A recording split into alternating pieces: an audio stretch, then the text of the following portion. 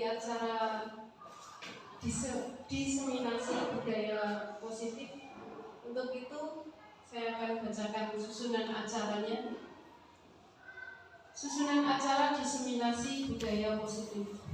Yang pertama pembukaan, yang kedua menyanyikan lagu Indonesia Raya, yang ketiga sambutan kepala sekolah, yang keempat inti, yang kelima lain-lain, yang keenam penutup. Bapak Ibu yang saya hormati, marilah kita untuk siang hari ini kita buka acara ini dengan bacaan basmalah bersama. Bismillahirrahmanirrahim. Terima kasih. Acara yang kedua yaitu menyanyikan lagu Indonesia Raya.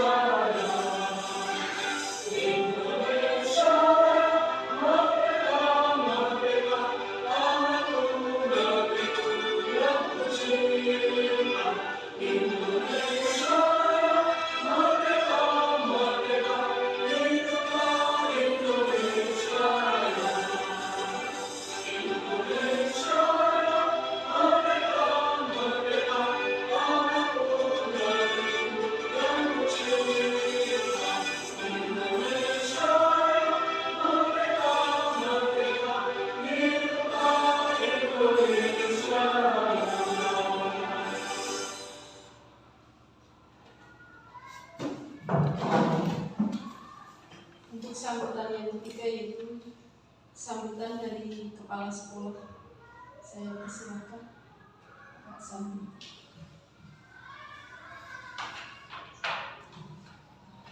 Assalamualaikum warahmatullahi wabarakatuh.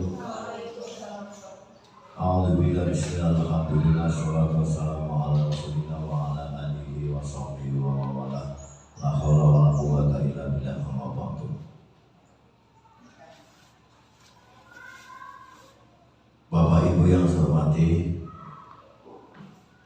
awalan marilah kita panjatkan puji syukur kepada Allah Subhanahu wa taala atas limpah rahmat hidayah dan inayahnya sehingga pada pagi siang hari ini kita dapat berkumpul di ruangan ini dalam acara diseminasi budaya positif yang akan dilaksanakan oleh calon guru penggerak dari SD Universitas Polojo, yaitu beliau Bapak Partoyo Sarjana Pendidikan.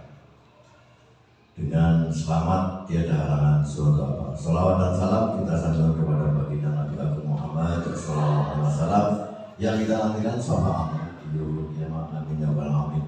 Bapak Ibu yang saya hormati, bahwa untuk acara hari ini merupakan rangkaian kegiatan yang dilaksanakan oleh calon guru penggerak.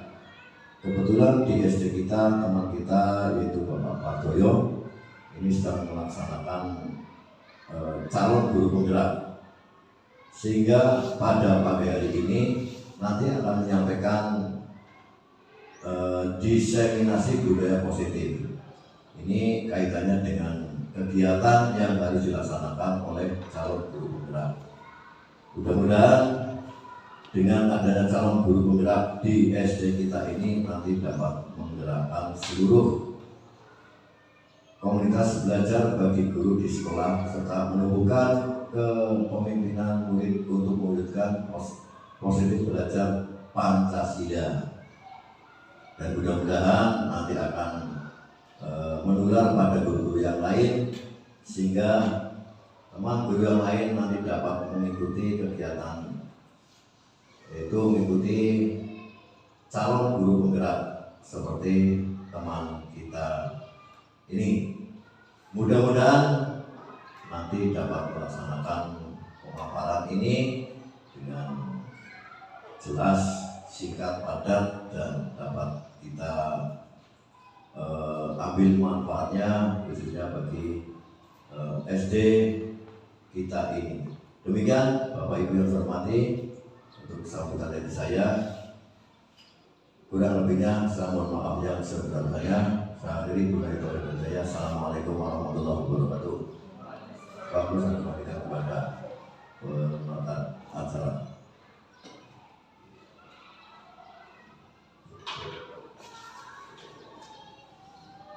Terima kasih. Untuk acara yang keempat yaitu acara inti, saya berikan kepada Pak Ardoyo SPP.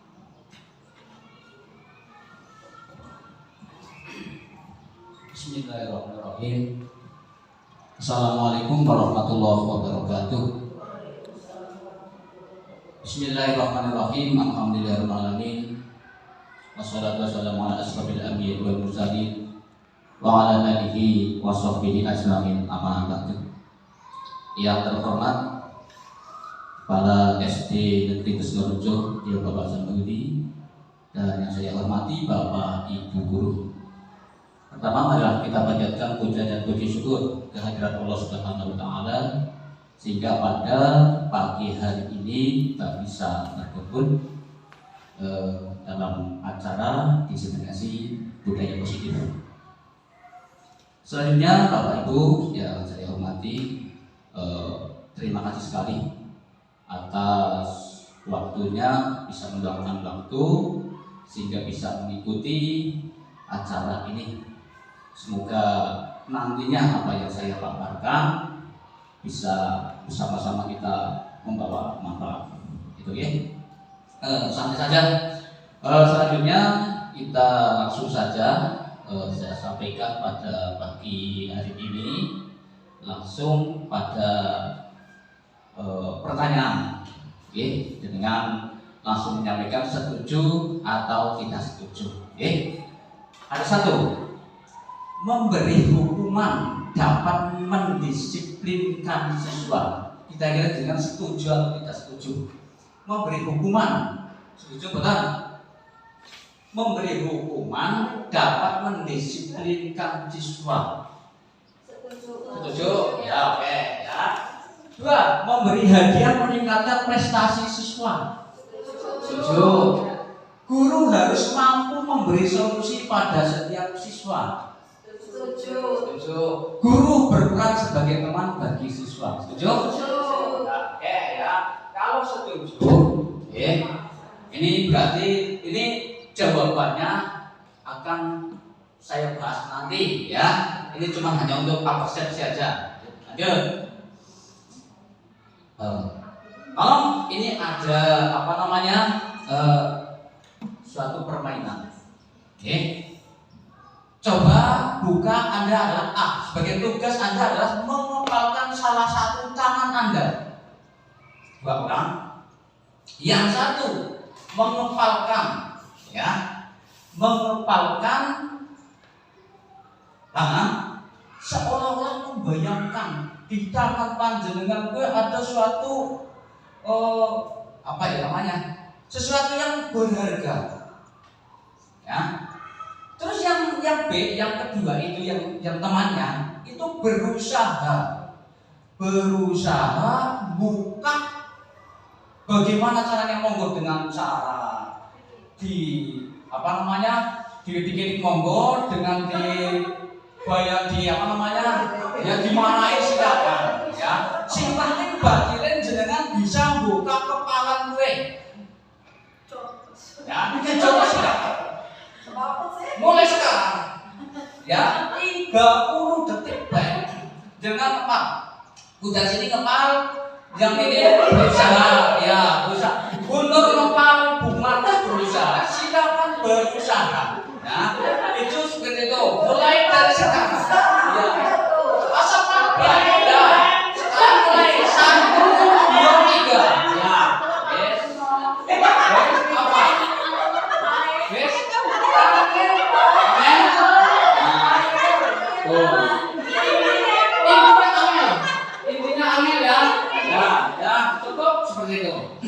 Nah, apakah Anda ingin membuka kepalan tangan? Mengapa alasan Anda? Langsung.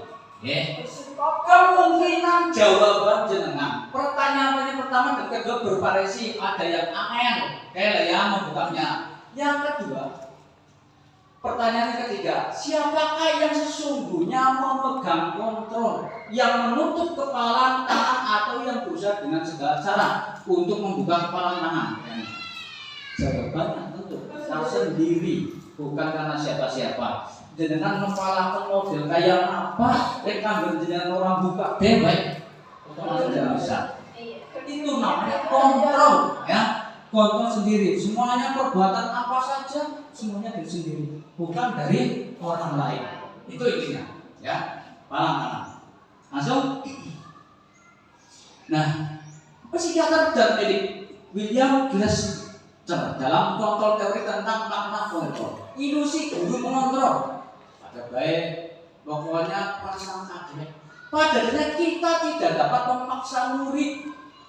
Tidak orang bisa memaksa murid untuk berbuat sesuatu jika murid tersebut memilih untuk tidak melakukannya. Yang mengontrol kita adalah diri kita sendiri, bukan orang lain, bukan siapa-siapa. Contoh aku mengerjakan contoh ada murid disuruh untuk mengerjakan PR. Itu kadang itu karena peraturan itu tetap ada di ruang murid. Tapi karena kontrol kita sendiri dari rumah pun sudah langsung yang DPR itu dari diri kita sendiri. Kedua, ilusi bahwa semua penguatan positif, efektif dan bermanfaat. Penguatan positif atau bujukan adalah bentuk-bentuk kontrol. Segala usaha untuk mempengaruhi murid agar menggunakan suatu perilaku tertentu adalah suatu usaha untuk mengontrol murid dalam jangka tertentu. Kemungkinan murid tersebut akan menyadari dan mencoba untuk menolak bujukan kita, atau bisa murid tersebut menjadi terganggu pada pendapat sang guru untuk berusaha. Ini. Ketiga, ilusi bahwa kritik dan membuat orang merasa bersalah dapat menguatkan karakter. Umumnya kan pada seperti itu.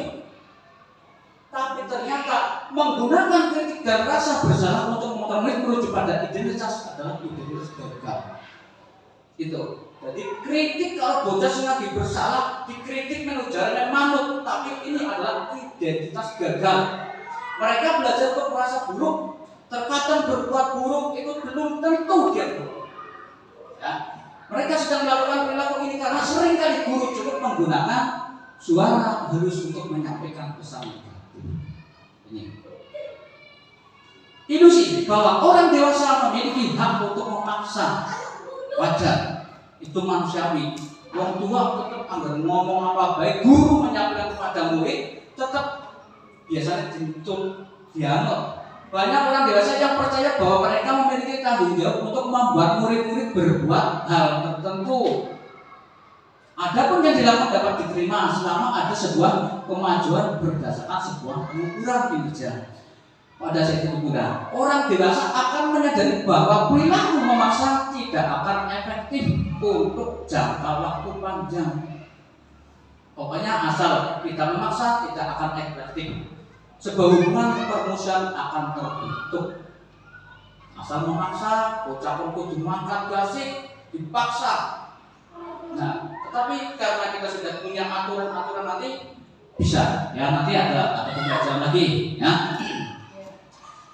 Langsung, nah pembahasan pada diskusi ini adalah satu nanti disiplin positif dari nilai kebajikan, yang kedua motivasi perilaku manusia, ketiga keyakinan kelas atau sekolah, 4 kebutuhan dasar manusia, 5 posisi kontrol seorang guru, 6 segitiga restitusi. Ini yang akan saya bahas pada pertemuan ini, ya. Jadi yang kira-kira dengan semangat itu yang mana atau yang belum pernah melihat kira-kira.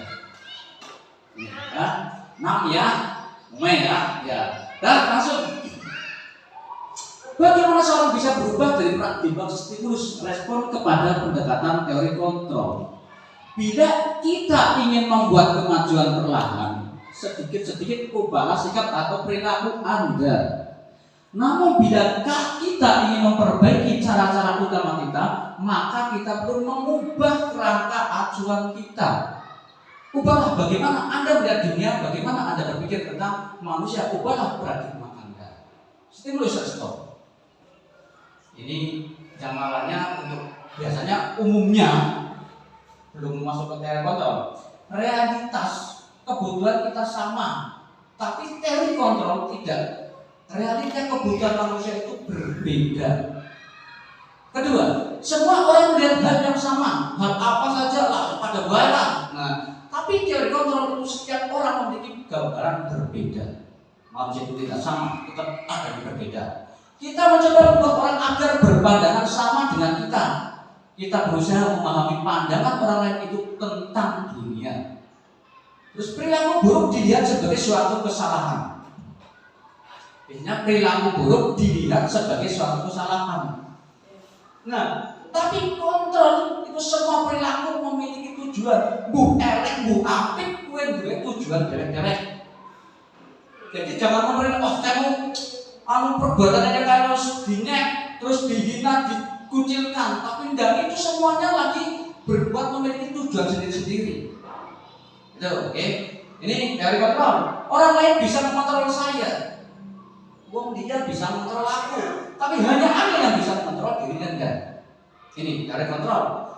Terus stimulus respon, saya bisa mengontrol orang lain, tapi Anda tidak bisa mengontrol orang lain.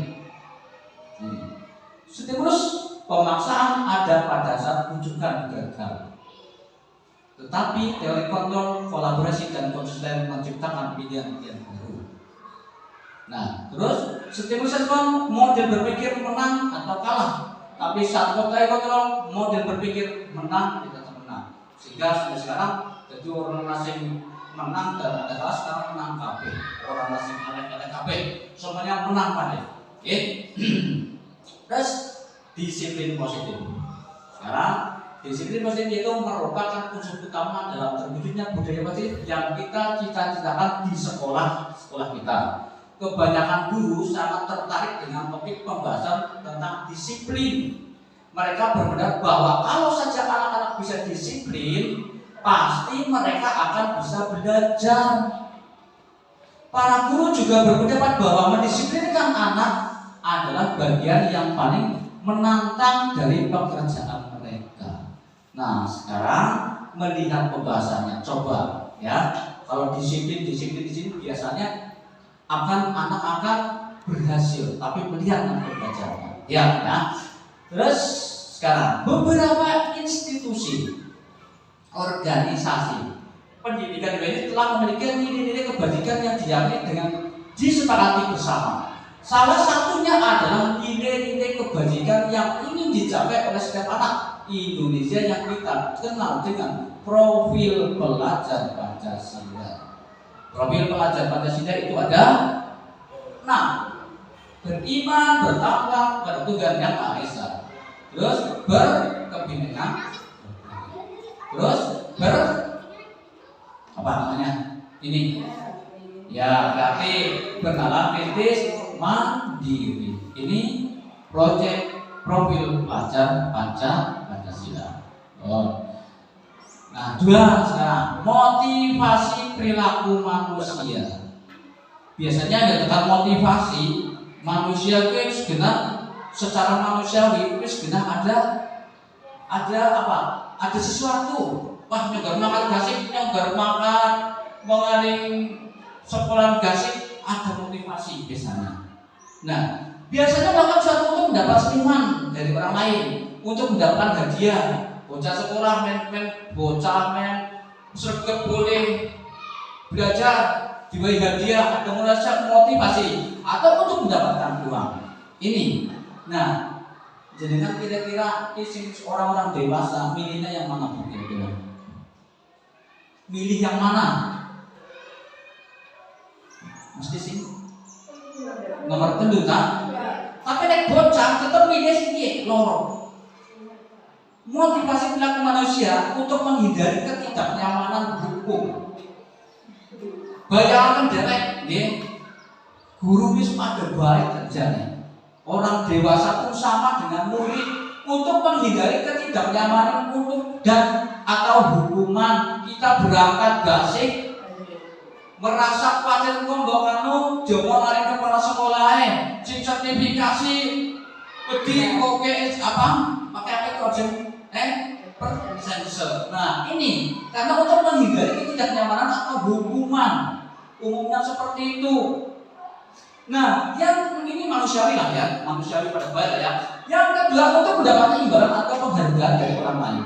Oke, nah yang ketiga untuk menjadi orang yang mereka inginkan dan menghargai diri sendiri dengan nilai-nilai yang mereka percaya. Ini yang diharapkan. Jadi kita benar-benar kita berperilaku positif, itu kita benar-benar ingin dan menghargai diri sendiri dengan nilai yang mereka percaya. Tapi motivasi perilaku manusia ini tetap ada 3, tapi yang utama lanjut. Sebelum kita membahas lebih dalam tentang penerapan restitusi, kita perlu bertanya dahulu, adakah perbedaan antara hukuman dan konsekuensi? Nah, kira-kira bila sama di mana persamaannya, bila berbeda bagaimana perbedaannya? Ya, kira-kira hukuman dan konsekuensi itu sama atau tidak? Tetap tidak sama ya.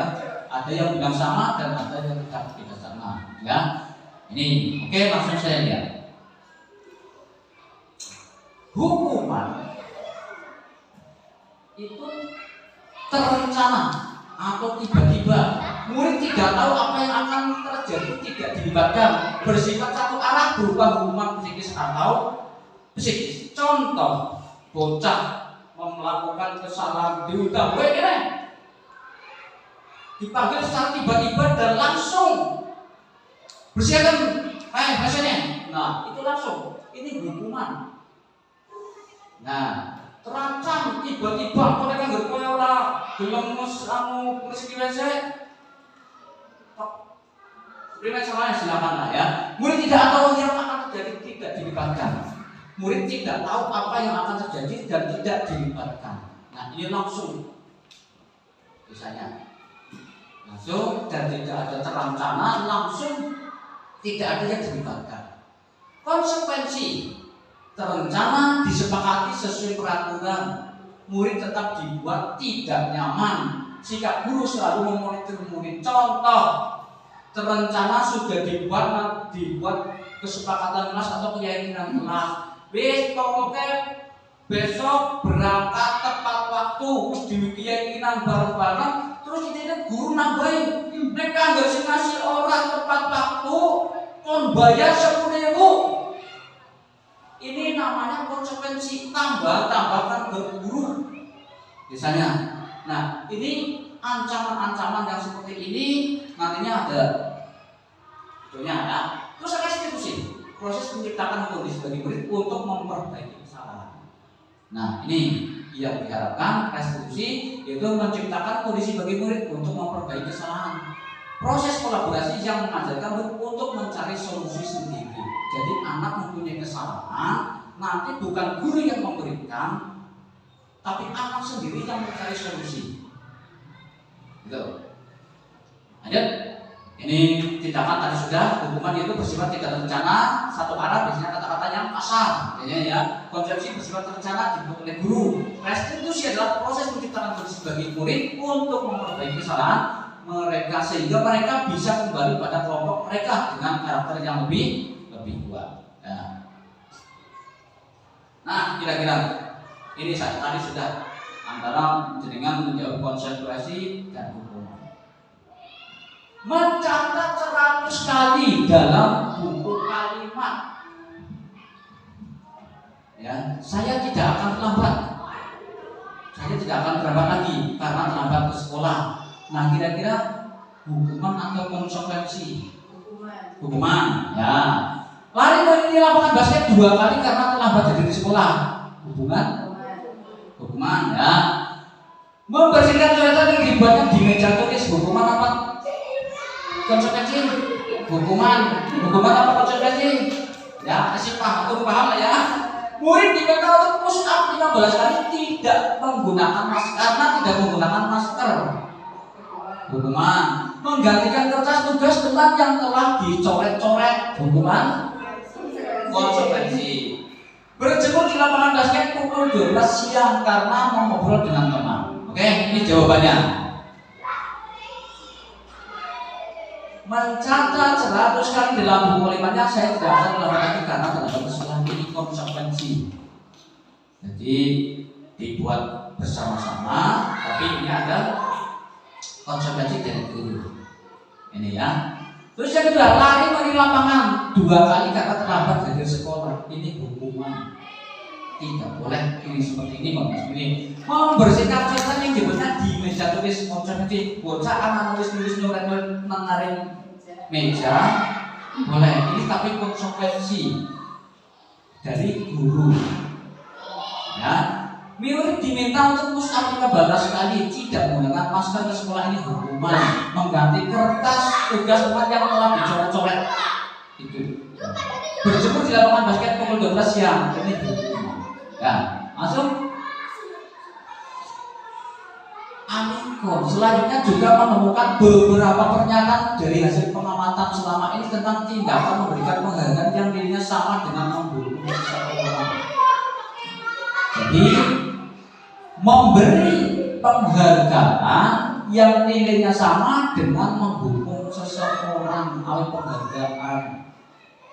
Satu, pengaruhnya kalau memberi penghargaan, pengaruhnya adalah jangka pendek dan jangka panjang. Kalau jangka pendek ya oke lah ya. Jangka panjang apa jenengan pun saben bocah uli apa pinter terus juga terus nanti anak ketergantungan.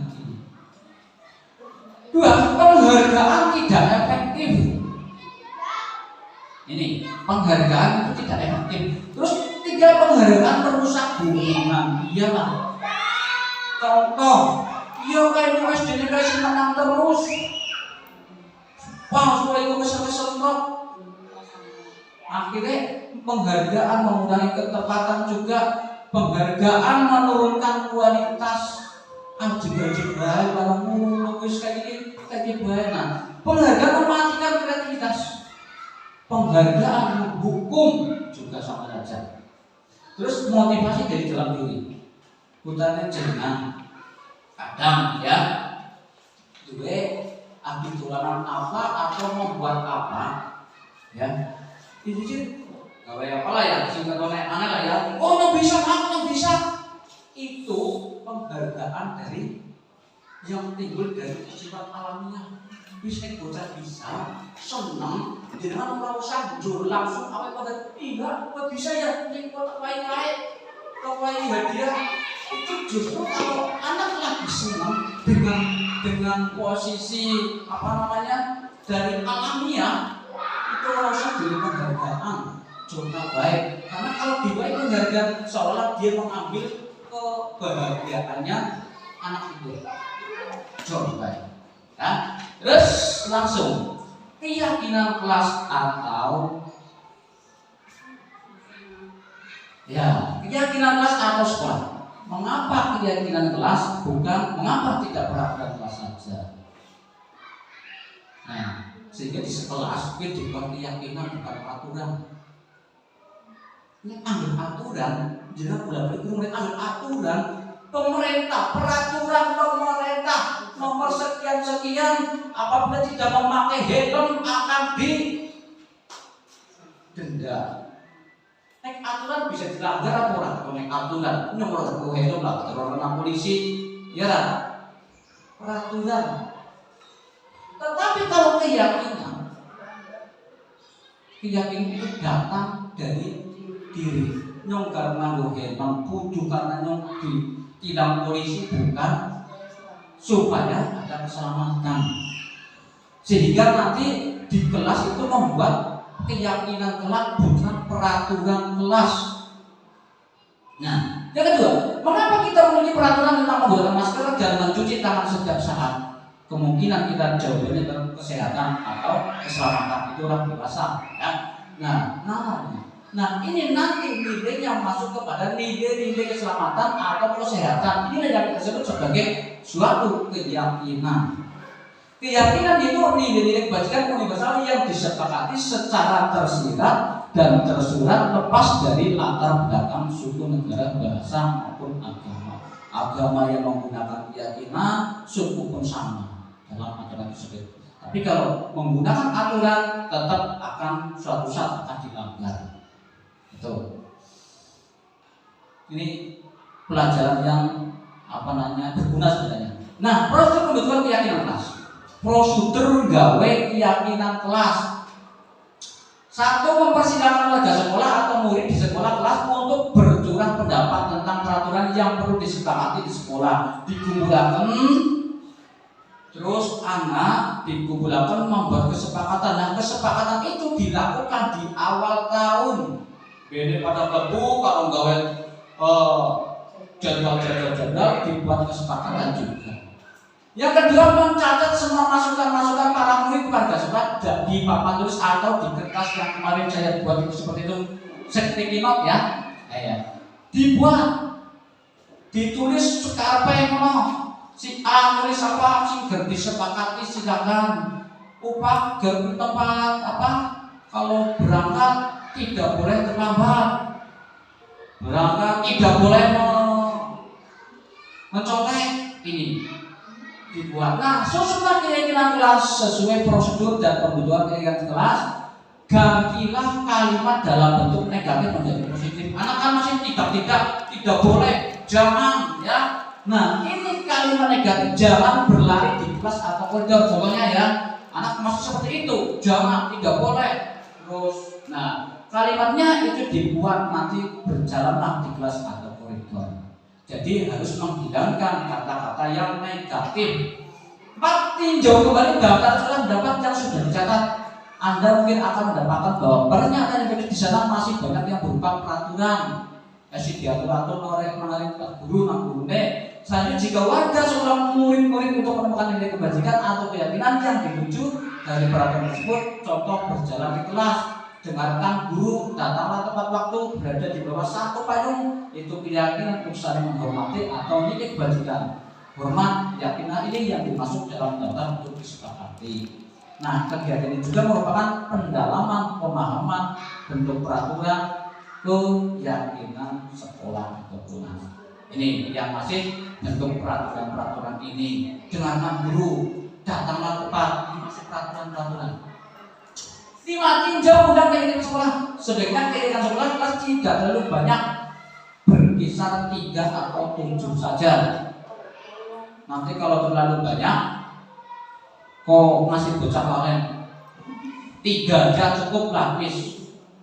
Orang sakit. Nah, setelah keyakinan sekelas selesai dibuat, maka semua warga kelas dipersilakan meninjau undang dan menyetujui dengan menandatangani keyakinan sekolah kelas, termasuk gurunya, semua wali murid itu ikut membuat peraturan itu melu nandatangani. Jadi suatu saat itu anak melakukan kesalahan bisa dibuktikan. Kowe biyen tau gawe jel apa sih kamu diperbuat? Kamu kan sudah pernah buat. Nah, itu. 7, keyakinan sekolah kelas selanjutnya bisa dilakukan di dinding kelas di tempat yang mudah dilihat semua warga kelas. Itu ya. Jadi prosedur pembentukan kelas ini seperti ini. Yang pertama, mempersilakan warga sekolah mencatat semua masukan, dibuat dengan sedikit note. Terus setelah itu susunan keyakinan itu, setelah disusun dipilah-pilah mana yang kalimat yang positif, yang negatif, yang masih positif, yang sudah masih negatif dipositifkan. Itu. Terus meninjau kembali daftar surat pendapat masih itu. Terus meninjau undang keyakinan sekolah, yaitu membuatnya itu minimal 3 lah ya, jangan ya maksimal ya 7 lah ya. Itu biar jangan banyak-banyak. Terus setelah keyakinan sekolah itu selesai dibuat, maka semua kelas dipersilakan untuk menandatangani. Itu. Yang 7, akhirnya diletakkan di dinding dekat dengan pintu atau di mana yang bisa kelihatan. Contoh keyakinan kelas, kelas 1, setiap anggota kelas perlu belajar, setiap anggota kelas perlu senang, setiap anggota kelas perlu melakukan tugas, setiap anggota kelas perlu saling menghargai. Ini contoh-contohnya ya. Dan lanjut, ini ada yang agak JP langsung 4 kebutuhan dasar manusia dan dunia berkualitas. Nah, bertahan hidup. Nah, kebutuhan dasar manusia itu di dunia itu berkualitas, kasih sayang dan rasa diterima. Kadang guru dicutakan mengari bocah, "Bu guru, aku kermelu," kadang dia gendong, kadang dia ini punya anak ini penuh punya kasih sayang. Nah, terus kebebasan, punya anak itu diberi kebebasan, jangan terus dalam kelas terus dikasih kebebasan, silakan jual. Nah, kesenangan, biar anak senang gimana? Ini semuanya dikasih kesenangan, main bocah senang, biar tidak orang fokus mengaring pikiran kelas terus. Penguasaan. Nah, ini jadi kebutuhan dasar manusia itu dunia itu akan berkualitas. So, nah, satu kebutuhan bertahan hidup. Kebutuhan bertahan hidup itu supaya adalah kebutuhan yang bersifat fisiologis untuk bertahan hidup, misalnya kesehatan, rumah dan makanan. Kebutuhan biologis itu sebagai bagian dari proses reproduksi. Kebutuhan itu bahasanya apa jenengan karo bapaknya itu termasuk kebutuhan biologis. Ini semuanya dibutuhkan. Orang sangat butuhkan. Sandang, pangan, papan, kebutuhan biologis suami istri. Oke. Kedua, kasih sayang dan rasa diterima. Kebutuhan untuk diterima. Kebutuhan ini ada 3 kebutuhan, yaitu psikologis, terus kebutuhan untuk disayangi dan diterima meliputi kebutuhan akan hubungan dan konsepnya sosial. Kebutuhan untuk memberi dan menerima kasih sayang dan kebutuhan untuk merasa menjadi bagian dari suatu kelompok. Ini 3. Penguasaan kebutuhan atau pengakuan atas kemampuan. Kebutuhan ini berhubungan dengan kekuatan untuk mencapai sesuatu yang menjadi kompeten, menjadi terampil, diakui atas prestasi, dan keterampilan kita didengarkan dan memiliki rasa harga diri. 4. Kebebasan kebutuhan akan pilihan. Kebutuhan untuk bebas, benar, kebutuhan akan kemandirian, otonomi, memiliki pilihan dan mampu mengendalikan arah hidup seseorang. Ini kebebasan. Kesenangan juga sama, merasa senang. Kebutuhan akan kesenangan adalah kebutuhan untuk mencari kesenangan bermain dan tertawa. Ini jadi kebutuhan dasar manusia itu meliputi 5. Ya. Nah, ini jawabannya untuk dari apa? Saya membuat tabel-tabel ini. Nah, ibu guru bilang, aku tidak boleh bersenda sewaktu mengerjakan tugas. Nah, senandung ya. Bersenandung sewaktu mengerjakan tugas, katanya kelas harus senang, tidak ada suara kan nggak seru terjadinya. Ini yang namanya kesenangan. Ibu guru tidak menyapu hari ini, padahal aku pakai jepit rambut baru. Ini kasih sayang. Iya. Gitu ya. Nah, menyapa aku ya. Iya. Terus aku bosan masa belajarnya cuma gitu-gitu aja. Dengerin ibu guru aja. Nah, ini kebebasan. Aku sebel gambarku tidak rapi, malah ibu guru menunjukin ke teman-temanku di depan kelas. Nah, ini penguasaan, ya. Nah, ini dunia berkualitas. Kira-kira jawablah. Siapakah orang yang paling penting dalam hidup Anda? Bu? Orang yang paling penting dalam hidup Anda itu apa? Bilang anak ya, bojo. Ya, terus kedua, nilai-nilai kebajikan apa yang terpenting dalam hidup Anda? Nilai-nilai kebajikan apa yang terpenting dalam hidup Anda? Nilai apa? Berbagi, ya. Terus bersyukur, yes lah ya. Oh, cukup. Kalau Anda menjadi orang yang ideal, karakter atau sifat apa yang Anda paling inginkan ada pada diri Anda? Sabar, bijaksana, ya, yes. Terus apa pencapaian Anda yang Anda sangat banggakan? Pencapaiannya biasa saja. Ada apa pencapaian Anda yang Anda sangat banggakan? pencapaian Anda, pencapaian Anda yang Anda sangat banggakan apa? Jadi PNS, jadi P3K, ini yang banggakan. Kan mikir dari gadanya dipikir-pikir di tentang ngasih 15 tahun, lagi 17 tahun, begitu berhasil, ini Anda yang Anda banggakan. Apa pekerjaan ideal bagi Anda? Pekerjaan guru. Ceritakan bagian perjalanan hidup Anda. Di mana Anda merasa itulah titik puncak hidup Anda.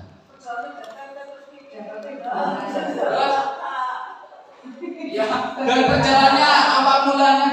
Jangan jadi GTT, terus sampai berapa lama? Iya, bertahun-tahun, 15-an tahun, atau 20 tahun ada seperti itu perjalanan panjenengan ini. Terus apa yang paling bermakna dalam hidup Anda? Bisa berbagi, ya kok berbagi. Nih, ya, ini dunia berkualitas saya Jawa Tengah. Ini, dan masuk posisi kontrol guru. Nah ini, jangan kira-kira pilih yang mana. Posisi kontrol guru itu satu penghukum, pembuat merasa bersalah, teman, pemantau atau manajer.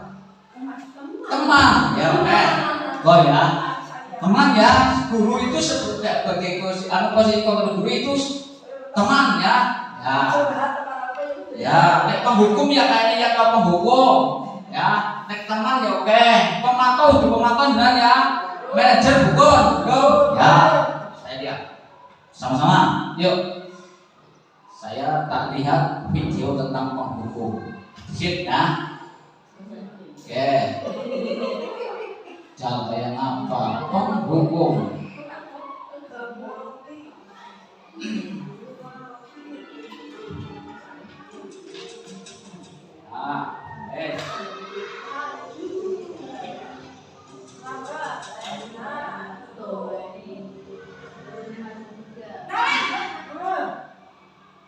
Sini kamu. Selalu terlambat. Kamu deh pasti terlambat. Apa? Apa coba? Alasan kamu apa lagi? Kapan sih kamu tidak terlambat? Malas sekali ya kamu jadi anak. Dasar pemalas. Gak kapok-kapok sih kamu. Sudah berapa kali terlambat? Sana, kamu keliling lapangan basket 2 kali. Kenapa saya harus keliling lapangan basket, Bu? Kenapa? Kamu melawan ibu. Berani-beraninya jawab. Sudah terlambat, masih berani jawab pula. Sekarang, keliling lapangan basket 5 kali sekalian.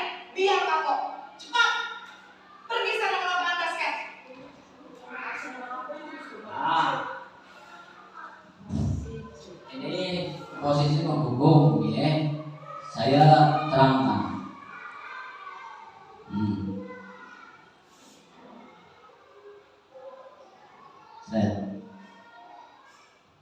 Nadanya tadi suaranya tinggi, bahasa tubuhnya melotot dan jari nunjuk menghadik. Hasilnya kemungkinan murid marah dan mendendam atau bersifat agresif. Terus bisa jadi sudah kembali duduk, murid tersebut akan mencoret-coret bukunya atau meja tulis. Terus lebih buruk lagi, sekolah murid melihat motor atau mobil Pak Guru akan menggores kendaraan tersebut dengan paku. Kalau sinden, pernah teman saya juga seperti itu. Bukan di kebiasaan tentang jalan. Untung ada teman saya digawakan dulu. Tuh, ini penghukum. Nah, sekarang video kedua. Tapi tidak penghukum yang kedua, ya. Penghukum setelah penghukum itu merasa bersalah ya. Ya.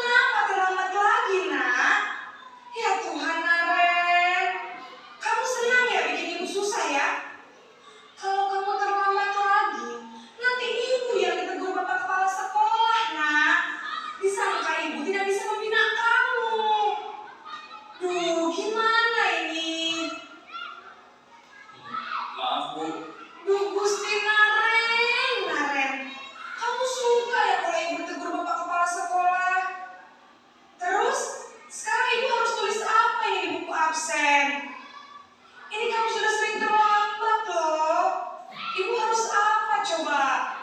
Maaf Bu, maaf sekali. Ya sudah, lain kali jangan bikin ibu susah lagi anak ya.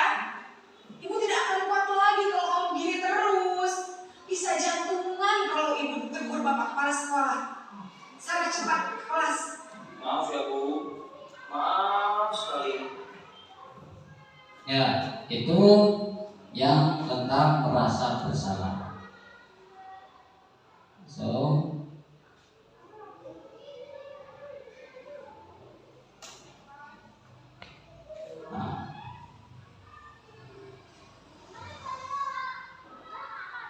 Buku merasa bersalah. Nah, pembuat merasa bersalah ada suaranya memelas, halus, sedih, bahasa tubuhnya merapat pada anak lesu. Nah, murid akan merasa bersalah telah mengecewakan ibu atau bapak gurunya. Murid akan merasa menjadi orang yang gagal dan tidak sanggup membahagiakan orang lain. Kadang-kala sikap seperti ini lebih berbahaya dibanding sikap penghukum. Karena emosi akan tertanam rapat di dalam murid, menahan perasaan. Tidak seperti murid dengan guru penghukum, di mana murid bisa menumpahkan amarahnya walaupun dengan cara negatif. Murid tertekan seperti inilah yang tiba-tiba bisa meletus amarahnya dan bisa menyakiti diri sendiri atau orang lain. Sama saja, gara-gara dibunuhnya, di permainan kepala sebelah, dia sama saja membungkam perasaan salahnya. Gurunya orang itu salah, anak muridnya pun sama. Ini, jadi penghukum dengan pembuat merasa bersalah ini lebih kejam ini.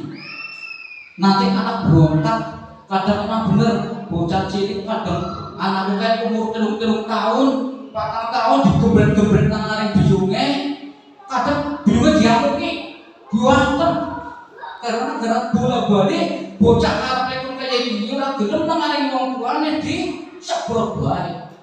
Bener. Akhirnya apa? Timbul anaknya punya rasa dendam, belum ngapain dewek, dan juga amarahnya bisa menyakiti diri sendiri atau orang lain. Ini gara-gara pembuat merasa bersalah. Ini. Terus tinggal guru sebagai teman. Ya. Tadi jawabannya dengan guru itu sebagai teman. Ya, buka videonya.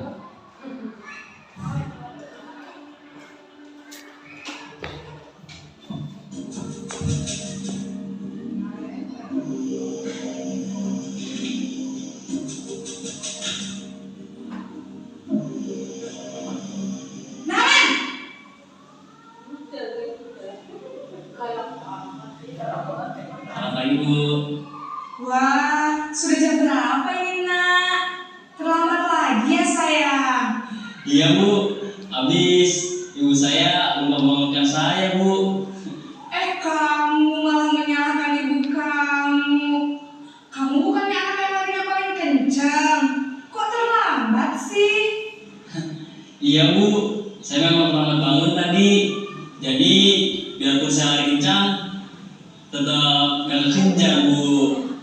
Ya sudah sana, nanti lain kali larinya lebih kencang lagi ya, biar gak terlambat lagi. Bikin seneng ibu, demi ibu, bisa kan? Bisa Bu. Ya sudah sana masuk kelas, ibu beresin urusan absen kamu. Kamu ini ada-ada saja. Nah, jelasannya ya, sekarang sudah.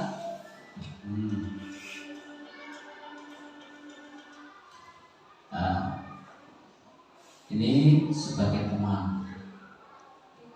Nah, guru ini tandanya suaranya ramah, akrab, bercanda, bahasa tubuh merapat pada bibir, mata dan senyum jenaka.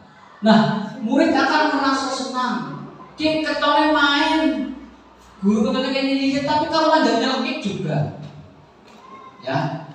Nah, murid akan merasa senang, akan akrab dengan guru. Ini termasuk dampak yang positif. Hanya saja di sisi negatif murid menjadi tergantung pada guru tersebut. Main sudah ini positif, teman dengan murid apa keliru-keliru main. Tapi hanya saja sisi negatif muridnya menjadi tergantung pada guru tersebut. Bila ada masalah, dia merasa bisa mengandalkan guru tersebut untuk membantunya. Akibat lain dari posisi teman, Adi hanya akan berbuat sesuatu bila yang menyuruh adalah guru tersebut. Ya, Adi hanya berbuat sesuatu bila yang menyuruh adalah guru tersebut, dan belum tentu berlaku yang sama dengan guru orang lain. Guru atau orang lain yang beda. Jadi kalau yang saya yang memerintah bisa manut, tapi di guru lain juga tetap tidak mesti. Ini sebagai teman. Tapi ini ketergantungan kepada salah satu guru. Guru kelas biasanya ya tetap dihitung nangarin guru kelasnya, nangarin muridnya. Ini nggak nemu di guru kelasnya, orang manut. Nah apa? Wong tua kadang pinter, guru kadang jadi pak guru ini menerangkan kayak ini bocah orang manut, nopo guru kan baik. Nah ini murid akan merasa senang dan akrab, ini sudah bagus. Ini termasuk dampaknya positif. Tapi negatifnya itu tergantung pada guru. Nah teman sekarang tinggal guru sebagai pemantau. Nah, manajer, bahasa pemantau. Nah.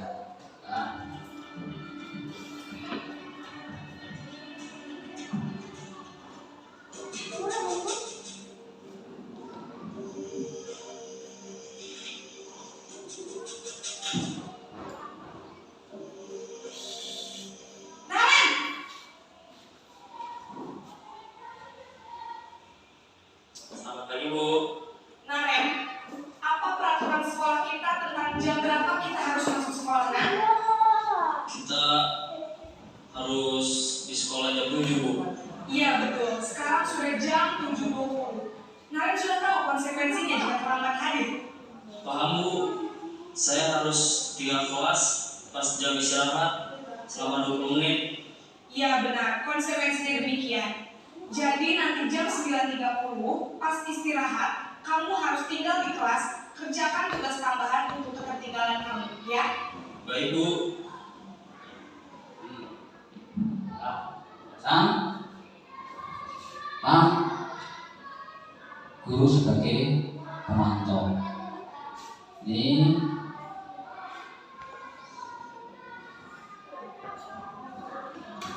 atau pengontrol. Nah, ini suaranya datar, bahasa tubuhnya formal. Nah, murid tetap dibuat tidak nyaman, yaitu dengan harus tinggal kelas pada waktu jam istirahat dan mengerjakan tugas. Guru tetap harus memantau murid pada saat mengerjakan tugas di jam istirahat, karena murid tidak bisa ditinggal seorang diri. Ini cuma hanya dipantau, tapi nangarin kelas kon tetap jam istirahat, tetap mengerjakan tugas. Walaupun salah, tapi dia disuruh nangarin kelas masih rambut. Nah, ini cuma yang memantau. Nah, sekarang tinggal guru sebagai manajer. Terus sebagai manajer. Nah, ini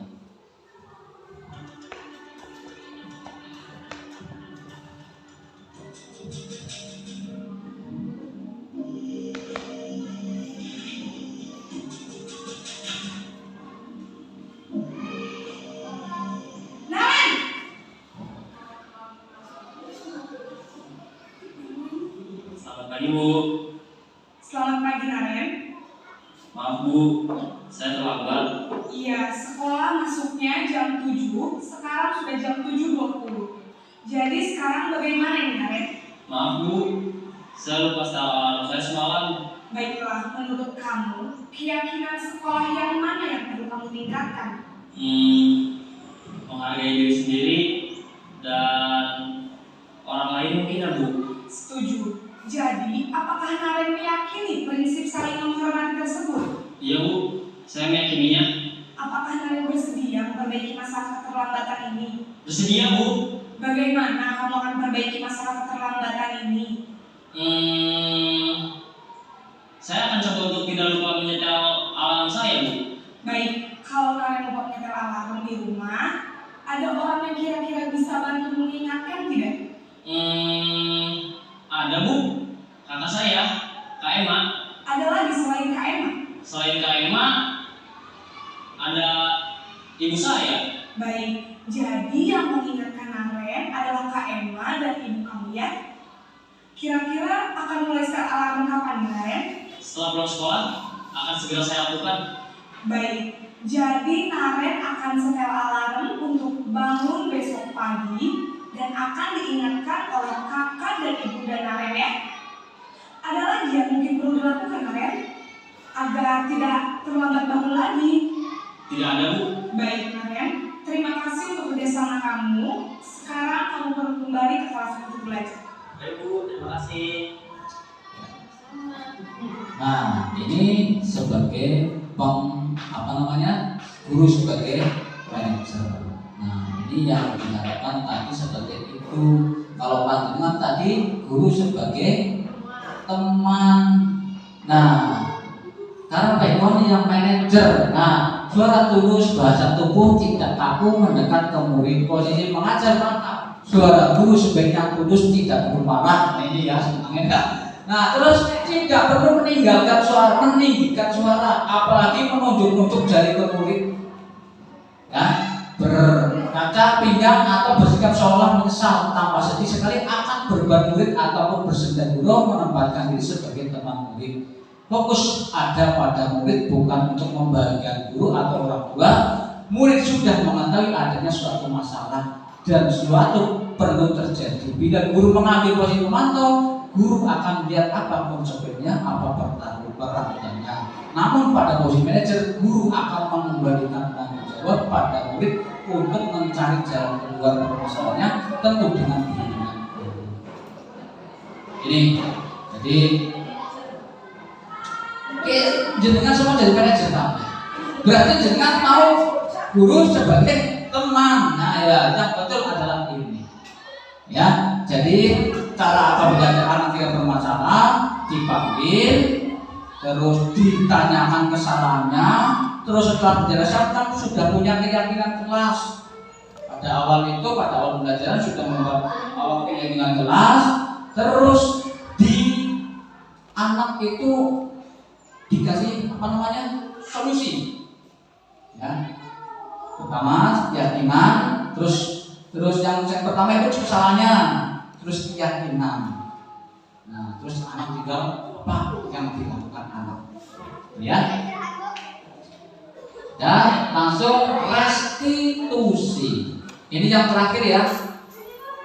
Restitusi adalah proses menciptakan kondisi bagi murid untuk memperbaiki kesalahan mereka sehingga mereka bisa kembali pada kelompok mereka dengan karakter yang lebih kuat. Ini segitiga restitusi sekarang adalah suatu proses dialog yang dijalankan oleh guru atau orang tua agar dapat menghasilkan murid yang mandiri dan bertanggung jawab. Tahap-tahap restitusi yaitu menstabilkan identitas, validasi tindakan yang salah, terus menanyakan keyakinan seperti tadi. Satu, ya segitiga restitusi yaitu menstabilkan identitas. Contoh adalah punya salah, terlambat datang ke sekolah, ditanya, kenapa kamu Ren? Ya saya terlambat sekolah. Ya oke, terlambat sekolah. Kenapa? Saya di rumah tadi agak pokoknya terserah anaknya ya, agak sakit atau gimana, atau bukan aja saya bukan karena tidak mencari dasi, karena dasinya tidak ketemu.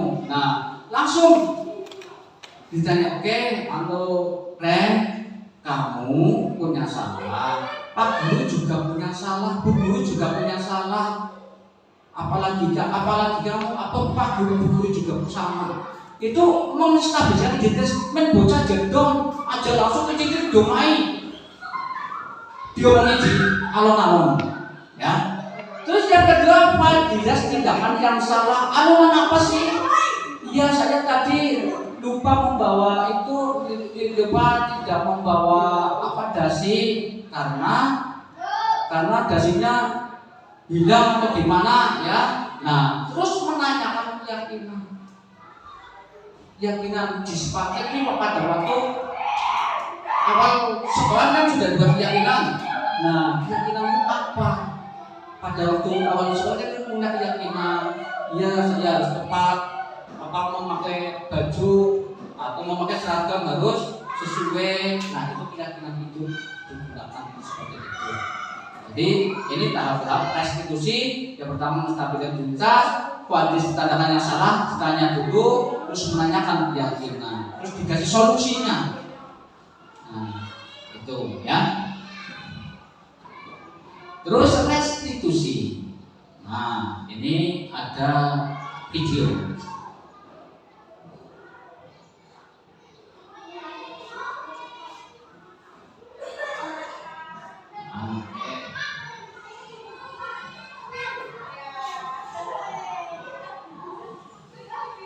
Siang Sarah. Sudah lama nggak ketemu Sarah? Kenapa hari ini di sini? Kesel Pak, kesel banget. Masa aku dikatain tukang fitnah Pak? Ya aku marah lah. Aku gak dikatain Eka di depan kelas. Kesel banget. Oh begitu. Ya pasti kamu marah dan kesal.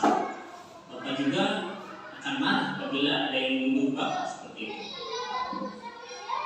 Kemudian pada saat itu kamu melakukan apa? Ya saya langsung ngatain Eka lah Pak. Kesel banget. Saya bentak-bentak dia di depan teman-teman lain. Oh begitu. Pasti kamu melakukan seperti itu karena suatu alasan tertentu, bukan? Iya lah, masa saya diam saja Pak? Ya saya bela diri lah. Masa saya dituduh tukang fitnah? Ya wajar lah. Mempertahankan harga diri itu sesuatu yang penting buat kamu. Untung kamu tidak bertindak lebih gegabah lagi, hanya membentak-bentak. Iya Pak. Untung saya masih bersabar dan hanya membentak saja. Sudah gemes padahal, saya pasti bela diri lah. Ya pasti ya. Tapi kamu memilih untuk tetap bertahan dan bersabar. Kamu memilih untuk tidak berbuat lebih parah lagi, bukan? Iya. Nah, sekarang coba kita lihat lagi tindakan kamu yang bentak-bentak Eka di kelas. Tindakan kamu itu kira-kira sesuai dengan keyakinan kelas atau prinsip kamu tidak? Enggak lah Pak. Capek Pak, jangan marah. Jadi keyakinan atau prinsip mana yang kurang sesuai dengan keinginan kamu? Ya, saya sebenarnya sangat menghargai orang lain. Mungkin saat itu saya menjadi emosi, jadi tidak menunjukkan sikap itu. Kamu meyakini tidak? Menghargai orang lain itu penting buat kamu. Yakinlah Pak. Iya, setuju. Kita harus saling menghargai. Namun ada juga keyakinan yang kita sepakati yang perlu kita jalankan apabila kita sedang marah, kan? Ya, saya bisa lebih proaktif, mulai dengan diri sendiri. Saya bisa jadi lebih bersabar, mengambil waktu juga untuk berpikir mau apa selanjutnya. Kira-kira kamu bersedia memperbaiki masalah ini tidak? Bersedia Pak. Kalau kamu memperbaiki masalah ini, kamu akan menjadi orang seperti apa? Saya akan menjadi orang yang bertanggung jawab kali ya Pak. Dan senantiasa proaktif. Iya, menurut kamu bagaimana rasanya menjadi orang seperti itu? Ya nyaman lah, bangga bisa bersabar dan menahan diri. Baiklah kalau begitu. Yuk kita pikirkan bagaimana memperbaiki masalah ini. Jadi ketika restitusi berarti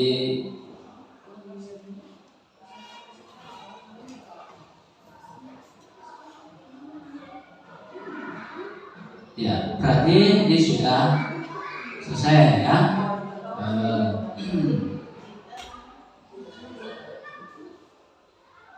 Dan berarti acara ini sudah selesai ya. Berarti perlu lanjutkan.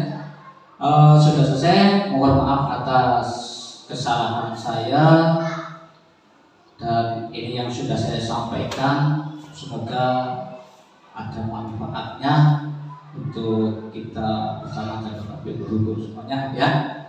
Tapi sebelum selesai ini silakan ada cara yang lain-lain, silakan. Terima kasih untuk pemaparan pada siang hari ini. Untuk acara yang kelima adalah lain-lain. Silakan. Ya, barangkali ada pertanyaan itu yang saya tanya tadi itu. Ini, ya, Barangkali dari budaya. ya, Bu, ya tanyakan. Itu, ya, jangan. Ibu. Ya, pakai biar kan. Ya. Terima kasih atas waktunya. Tadi contohnya yang sudah dipaparkan adalah kesepakatan kelas, namun bukan kelas saya sendiri. Yang ingin saya tanyakan, mohon bimbingannya ketika membuat kesepakatan kelas untuk kelas 1 SD. Ya. Kemudian pertanyaan saya, terima kasih.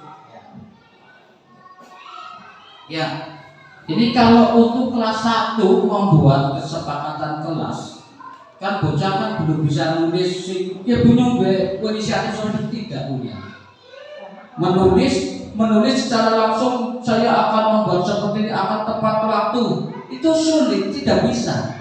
Nah, caranya itu kalau untuk guru atau untuk kelas rendah itu membuat dengan gambar. Contoh gambar menumpahkan sampah dengan yang sampah yang satu ada yang satu dibuang, terus yang satu ada tempat kotakan. Itu dibuat gambar. Nah, sampah dibuang yang dimasukkan di tempat sampah. Yang ini yang tidak dibuang di tempat sampah, dibuat baik atau tidak, ditulis begitu. Yang ini dan ini belajar dibuat gambar. Ini biar anak membuat. Nah, nanti yang membuat kalimat-kalimat itu nanti gurunya. Ya, nanti atau dibuat kotak sampahnya dibuat kalimat, yang membuat kalimat itu gurunya. Baik itu yang positif maupun negatif. Yang penting anak sudah bisa mengetahui, oh ini membuang sampah yang tidak sesuai dengan tempatnya, ini seperti itu. Itu ya. Jadi dari saya sudah cukup ya. Ini belum saya tutup tadi. Dari saya cukup sekian. Apabila ada kesalahan dan tutur kata yang tidak pas di hati Bapak Ibu sekalian, dan terima kasih sekali atas waktunya sudah bisa berkumpul di ruang ini dengan sukses dari awal sampai akhir. Mohon maaf yang sebelum-sebelumnya apabila ada kesalahan saya. Wassalamualaikum warahmatullahi wabarakatuh.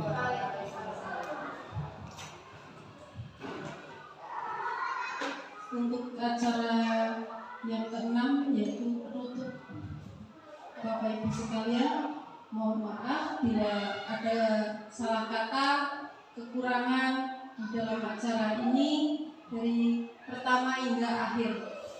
Untuk acara penutup, mari kita tutup dengan bacaan hamdalah bersama. Demikian dan terima kasih.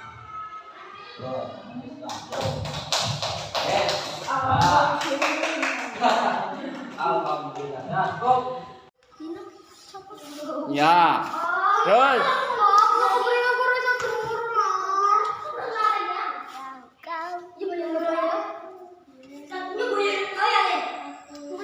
ya, makan kuis, udah bilang.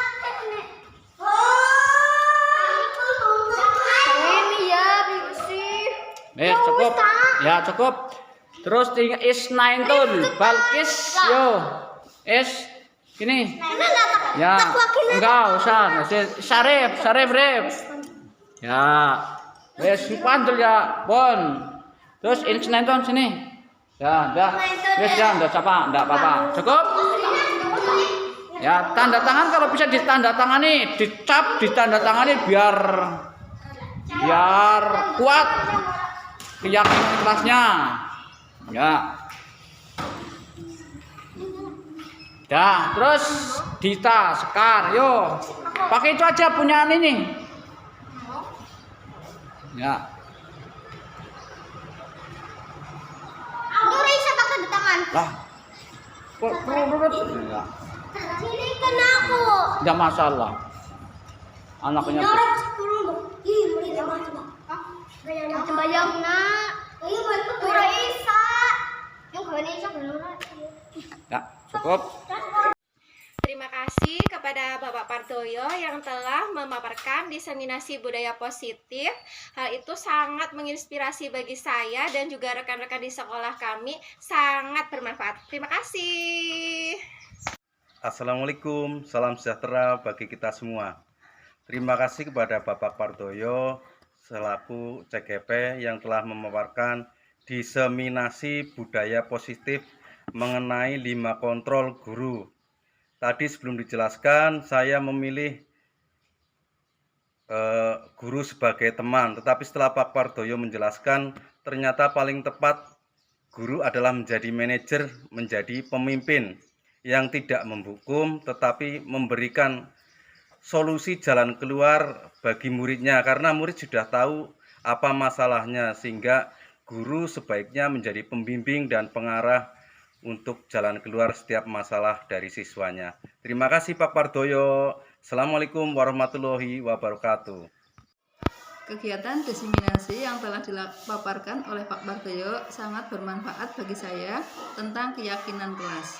Saya setelah mengikuti pemaparan menjadi tahu cara yang betul ketika membuat keyakinan kelas, yaitu dengan cara membuat kesepakatan antara siswa dan guru bersama-sama. Terima kasih Pak Pardoyo.